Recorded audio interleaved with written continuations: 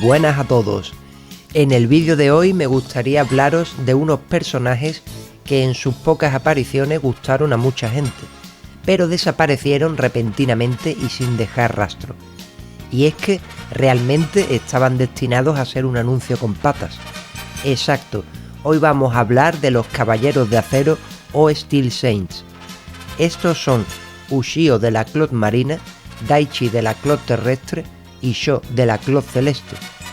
Estos tres personajes son exclusivos del anime, siendo creados por Toei a petición de Bandai para básicamente vender más muñequitos, lo cual no significa que su aparición en la serie, de la cual hablaremos ahora, tuviese que ser necesariamente mala. Y es que en su época tuvieron bastante éxito. Simplemente lo digo como dato que ayude a situarnos mejor dentro del contexto. Como muchos ya sabéis, la adaptación del manga de Saint Seiya al formato anime fue muy rápida, y solo un mes antes de la publicación del primer episodio animado, Bandai se unió como patrocinador de la serie. Pero una de las condiciones que pusieron sobre la mesa fue la creación de tres personajes que tuviesen un diseño más, entre comillas, robótico. Decisión que puede parecernos ahora algo extraña, pero hay que decir que en el Japón de mediados de los 80 fueron muy populares las figuras de robots transformables. Así que desde el punto de vista comercial no se puede negar que fue una decisión acertada. El aspecto más tecnológico que tenían los Caballeros de Acero supuso un éxito de ventas en Japón, agotándose sus figuras en solo una semana después de salir al mercado. Como prueba del éxito que supusieron, Daichi, Sho y Ushio aparecieron desde el capítulo 26 hasta el 73 en las imágenes de publicidad que salían a mitad de cada capítulo.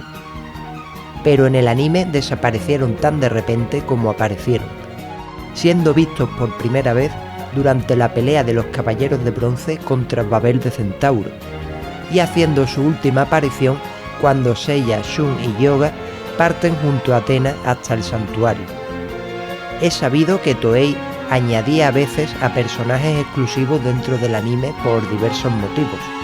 Normalmente se trataba de enemigos que duraban 1 o 2 capítulos como mucho y luego acababan muriendo.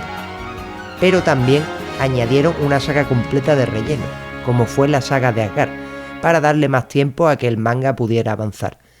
Aunque los Caballeros de Acero fueron introducidos exclusivamente por una decisión comercial, como dijimos antes, apareciendo solo en momentos puntuales, como Iki, pero en versión AliExpress. Además, ni siquiera tuvieron algún capítulo o capítulos dedicados exclusivamente a ellos o a contar sus historias personales o algo así.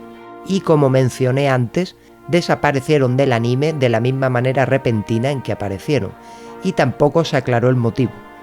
Lo más probable es que fuese una decisión a nivel de marketing y demás, pero si le intentamos buscar algo de lógica según el contexto de la serie, podríamos deducir, aunque esto es solo teoría mía, que aunque los Steel Saints servían de apoyo para algunas batallas contra los Caballeros de Plata, no tendrían mucho que aportar contra los Caballeros de Oro.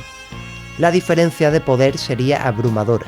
También en la batalla de las 12 casas se enfrentó el ideal de la justicia, representado por Saori y los Caballeros de Bronce, contra el ideal del poder absoluto, representado por el Patriarca y los 12 Caballeros Dorados.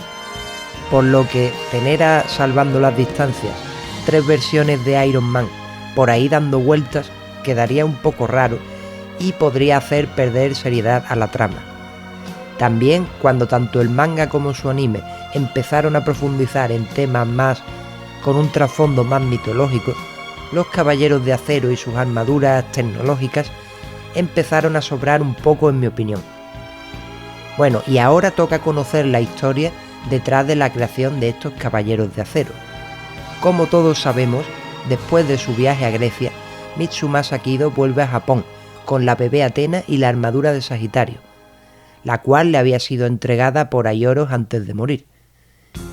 Kido, que ya se había enterado por boca de Aioros de quién eran los Caballeros de Athena y de la corrupción del santuario, dedicó el resto de su vida a proteger a la futura diosa. Por eso mandó a 100 huérfanos, los cuales, si tenemos en cuenta el manga, eran sus hijos, alrededor del mundo para conseguir las armaduras de bronce y ser la guardia personal de la futura Atena. También se sabe que Kido encargó al Dr. Asamori la creación en secreto de nuevas armaduras a partir de unos bocetos. Quizás era consciente de que la mayoría de armaduras auténticas estaban en poder del santuario y que la futura Atena solo dispondría de unas pocas armaduras de bronce en el mejor de los casos, por lo que, de ser así, vio necesario buscar algún modo de conseguir más armaduras, aunque hubiese que crearlas de manera artificial. Volviendo con el Dr. Asamori, este estuvo durante 10 años trabajando día y noche para crear las armaduras de acero, que entregaría posteriormente a 3 jóvenes seleccionados por el propio Kido. Además, este último murió sin llegar a ver las armaduras que encargó. Ni siquiera la propia Saori conocía de la existencia de estas fuerzas de apoyo creadas por orden de su abuelo. Y ahora, volviendo a la creación de las armaduras de acero, os voy a revelar cierta info que encontré investigando sobre el tema y que no se cuenta en el anime. El Dr. Asamori notó que el primer problema con el que se encontró era escoger el material con el que se harían estas nuevas armaduras. Y es que Asamori y su equipo estuvieron durante años estudiando todo lo que se sabía sobre los caballeros y sus clots. Por ello, eran conscientes de que el poder sobrehumano de los caballeros reside en la destrucción de los átomos que componen la materia. Así que el material de las armaduras mecánicas debía ser al menos similar en resistencia al material de las verdaderas armaduras. Entonces decidieron estudiar la armadura de Sagitario, la cual, como dijimos antes, le fue entregada a Kido por Aioros, y además era la única que tenían a mano. Pero, después de investigarla durante bastante tiempo, el Dr. Asamori y su equipo no fueron capaces de descifrar qué tipo de poder o capacidad tenían las armaduras auténticas para, hasta cierto punto, resistir niveles de daño tan extremos. Tampoco fueron capaces de crear un material similar o parecido al de las armaduras originales. Y surgió la idea de crear armaduras usando el conocimiento científico, dando lugar a las 3 armaduras de acero que todos conocimos. Estas son, como dije antes, la clot terrestre, la clot celeste y la clot marina, las cuales no pertenecen a las 88 armaduras de Atena, por lo tanto no tienen vida y parecen estar hechas de algún tipo de aleación derivada del acero, no de gamanio, oricalco y polvo de estrellas como las clot de los caballeros de Atena, por lo cual las llamaremos, entre comillas, armaduras mecánicas. En principio su función es más bien defensiva, ya que estas clots pueden absorber o rechazar ataques. La lógica del Dr. Asamori era que, ya que no podían crear un material que resistiera los ataques de los caballeros al nivel de una armadura auténtica, se centrarían entonces en buscar modos de evitar o repeler dichos ataques. Asamori tenía en mente armaduras que pudiesen distorsionar el espacio, y lo único que puede hacer eso son las ondas gravitacionales de los agujeros negros, por lo que después de muchos errores y fracasos, lograron aislar 3 microagujeros negros en 3 campos magnéticos, siendo posteriormente insertados en las 3 armaduras de acero, lo que les otorga a estas una fuente de energía inagotable y una capacidad defensiva increíble. Además, haciendo girar a alta velocidad el microagujero negro del campo magnético que mencionamos antes, se podría, teóricamente, controlar las ondas gravitacionales y por tanto deformar el propio espacio. Se supone que esto explica cómo la clot celeste puede absorber y comprimir la energía de un ataque para devolverlo al enemigo. Esto también se aplica de manera parecida a la clot marina, la cual mediante el casco atrapa cualquier onda y alterando las ondas gravitacionales genera una protección o barrera contra su adversario. En cuanto a la clot terrestre, no se llega a especificar o a ver qué habilidad especial tendría. La única, entre comillas, habilidad especial de la clot terrestre y de su portador es que, junto al portador de la armadura marina, pueden crear un torbellino gigante cuando ambos se ponen a correr en círculos a gran velocidad. Como se puede ver en su primera aparición peleando brevemente contra Babel de Centauro, en cuanto a capacidad ofensiva, las armaduras de acero no son gran cosa, aunque se planteó que estas tres armaduras pudieran combinarse creando una superarmadura o algo así, como los robots de los Power Rangers, cosa que finalmente se descartó. Bueno, y hasta aquí la info que encontré investigando. Puede parecernos una fumada, pero es interesante y profundiza en la creación de las armaduras de acero desde un punto de vista entre comillas más científico. Y ahora hablemos sobre los usuarios de las Steel Clots, los cuales por cierto no poseen cosmos, pero a base de un durísimo entrenamiento y de las capacidades tecnológicas de sus armaduras, vemos que son capaces de mantener combates contra caballeros de plata, por lo que podemos deducir que también pueden pelear contra caballeros de bronce, aunque hay que decir que en su primera aparición ayudan bastante en la pelea contra Babel de Centauro, pero luego, cuando aparecen contra Argor de Perseo, este los derrota muy fácilmente, y eso que eran 3 contra 1 y que además lo pillaron de sorpresa. También a priori podemos decir, en base a lo que se ha visto, que los caballeros de acero pueden alcanzar velocidades similares a los caballeros de plata, aunque esto es gracias a sus armaduras y a su entrenamiento, ya que ellos no poseen cosmos como hemos dicho antes. Aunque repito, los caballeros de acero no son canónicos, sus niveles de poder son una fumada que se inventó Toei, y por cierto, estos fueron creados para actuar como fuerzas de apoyo de los caballeros de bronce, pero al no poseer cosmos ni armaduras del ejército de Atenas, no se les puede considerar obviamente caballeros legítimos.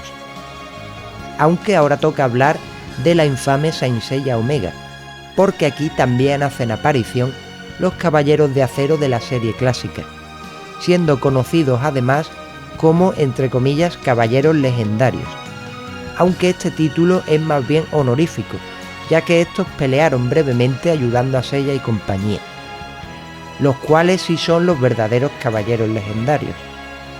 Además, dentro de los caballeros de acero, los 3 que aparecen en la serie clásica son considerados como los más poderosos de su rango, y esto no es, como algunos estaréis pensando, porque solo haya 3 caballeros de acero, ya que en Saint Seiya Omega hay más caballeros de acero. En este spin-off, Saori decidió aumentar el número de Steel Saints, por lo tanto se crearon armaduras mecánicas en masa gracias de nuevo a la ayuda del Dr. Asamori, el cual podemos decir que trabaja más que el chapista de Mazinger Z. Y Nachi de Lobo y Van de León Menor, los cuales ahora son santos jubilados, hacen de comandantes y entrenadores de estos nuevos Steel Saints, los cuales tampoco poseen cosmos, al igual que los caballeros de acero de la serie clásica. Además, Nachi y Van tienen armaduras de acero que recuerdan a sus antiguas armaduras, al menos en el color.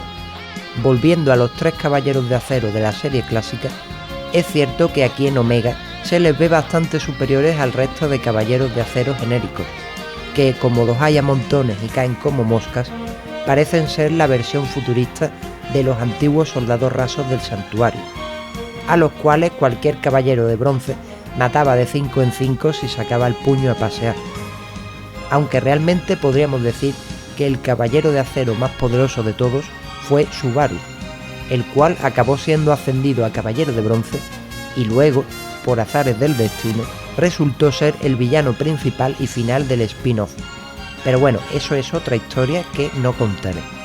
Y ahora, como datos curiosos, os puedo decir que en el capítulo donde los caballeros de acero aparecen por primera vez no dejan muy claras sus intenciones, por lo que Ikki, que está más perdido que un sordo en un tiroteo, piensa que estos van tras la armadura de Sagitario, cuando precisamente él robó la armadura de Sagitario en una ocasión e incluso llegó a portarla brevemente. En fin, piensa el ladrón que son todos de su condición. Las armaduras de acero en su forma Object sirven como medio de transporte a sus usuarios, estando cada una adaptada al medio que su nombre indica, lo cual no parece aplicarse a la Clot Marina, ya que cuando los Steel Saints aparecen para ayudar a Shiryu contra Argor de Perseo, Esta surge por arte de magia desde las rocas. Bueno, ¿no se supone que la clot marina era para el agua?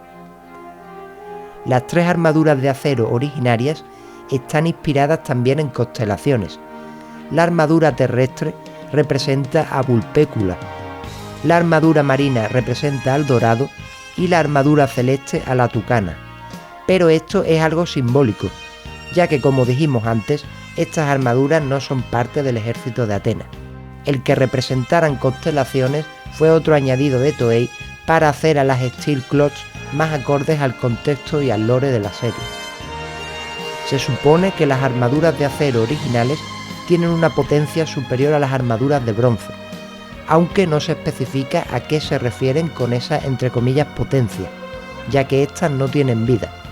Volviendo a las armaduras de acero de Omega, debo añadir que, aparte de que son todas prácticamente iguales, me recuerdan mucho a Mega Man. Además, todas cuentan con un dispositivo en el brazo que les permite lanzar disparos comprimidos de rayos láser o energía, lo cual recuerda precisamente al cañón que también tiene Mega Man en su brazo. Además, este arma de los nuevos Steel Shane se llama Steel Bolt Arrow y se supone que está inspirada en la flecha de Sagitario. Bueno, ya sabéis, Omega intentando usar la nostalgia para arañar un poquito de fans. Como dijimos anteriormente, ni los caballeros de acero antiguos ni los nuevos poseen cosmos, pero son capaces aparentemente de despertar el Omega durante algún momento en este spin-off que no merece ser nombrado. Y ahora, como última curiosidad, sabéis que siempre me gusta dejar la más rara o turbia. Y bien, antes de que se publicase el anime de Saint Seiya, Toei, a petición de Bandai, tuvo que cambiar los diseños del manga para que la adaptación de las armaduras en figuras de acción fuese más sencilla. Una de las ideas iniciales que Bandai presentó os la muestro en esta imagen cuanto menos perturbadora. Dice algo así como diseños de referencia propuestos por Bandai. Lo de arriba serían, como podéis imaginar, los diseños que sugirió Bandai para las armaduras de Fénix y Pegaso, y abajo las sugerencias de diseño de las armaduras de acero, terrestre y celeste. Bueno, gracias a Dios, estos diseños nunca llegaron a ver la luz y fueron modificados, por lo cual nunca tuve la necesidad de clavarme 2 lápices afilados en los ojos. Gracias, Toei. En mi opinión, la armadura del Fénix parece demasiado robótica, pero peor es la de Seiya. Parece que ha agarrado la armadura y se la ha amarrado a las extremidades con cuerdas o algo así. Y el casco de la Clot celeste me recuerda sospechosamente a algo. Y bueno, hasta aquí el vídeo de hoy. Como digo siempre, si tenéis cualquier duda, sugerencia, curiosidad, etc., dejádmelo por favor en los comentarios. Así que eso ha sido todo. Muchas gracias y hasta otra.